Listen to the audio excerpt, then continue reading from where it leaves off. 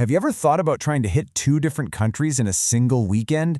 Well, we're diving into a story about a trip that did exactly that. One day was planned out to the absolute minute. The next, pure on-the-fly impulse. It's a fascinating look at two completely different ways to travel, smashed together back to back.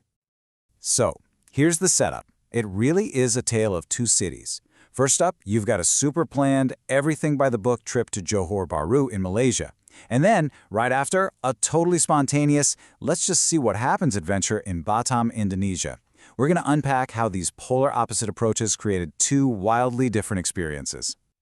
All right, let's jump into day one. We're in Johor Bahru, or JB as most people call it.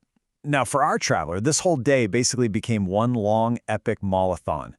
But what's kind of funny is that just getting there took an almost ridiculous amount of planning.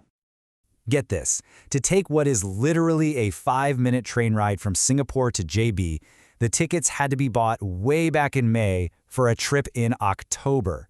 I mean, that is a 5-month lead time for a 5-minute journey. It just shows you how insanely fast those tickets sell out. So after all that waiting, he finally arrives, and the day starts off great. He reconnects with an old friend, Sugi, and what's the first thing you do when you meet up with a local? You get their food recommendation, right? So they head straight for his favorite noodle spot, Ho Seng Kee, which happens to be right inside the City Square Mall. But that first meal, it wasn't just a quick stop for lunch. In our traveler's own words, that started my longest day at the mall. That was it. That was the moment an entire day became dedicated to the great indoors of a shopping center. And the rest of the day pretty much followed this very structured, family-friendly schedule. After breakfast, the kids were dropped off at the indoor playground. While the ladies went shopping, our traveler and his friend had lunch, right there in front of the same playground. The whole day was basically dictated by what the mall had to offer. There was this one moment where they briefly escaped the mall to grab a famous banana cake. And it gives us this perfect little peek into our traveler's mindset.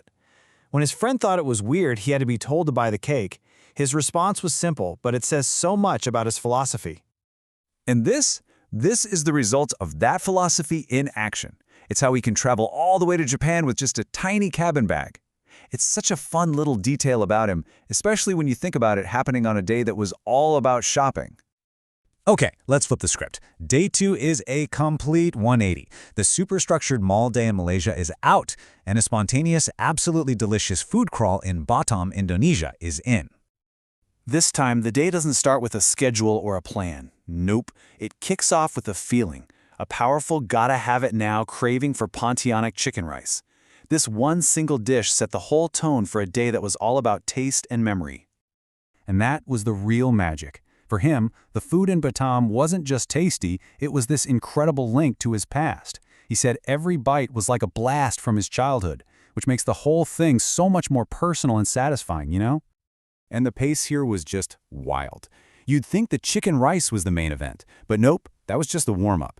He immediately followed it up with singkawang noodles right next door.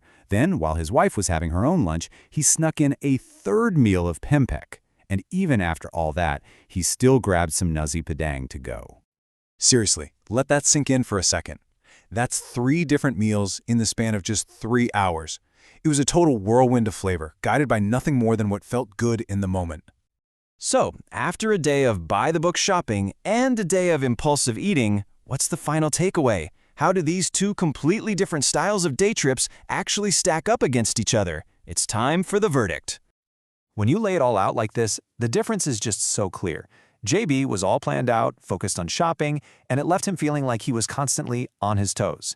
But Batam, that was spontaneous, it was all about food and nostalgia, and the feeling was totally different, familiar and at ease. And really, that last part, the feeling, that turned out to be the most important thing of all. So in the end, there was a clear winner. It was Batam. And it wasn't really about the sights or the activities, it was all about how it felt. In his own words, that feeling of relaxation and just being at ease made all the difference in the world. This whole story is about more than just Johor Bahru versus Batam. It's really about what we're all looking for when we try to get away from it all. So it leaves us with a great question to think about for our own travels. When you get a day to escape, are you looking for a busy distraction or a truly relaxing retreat? Something to chew on for your next trip.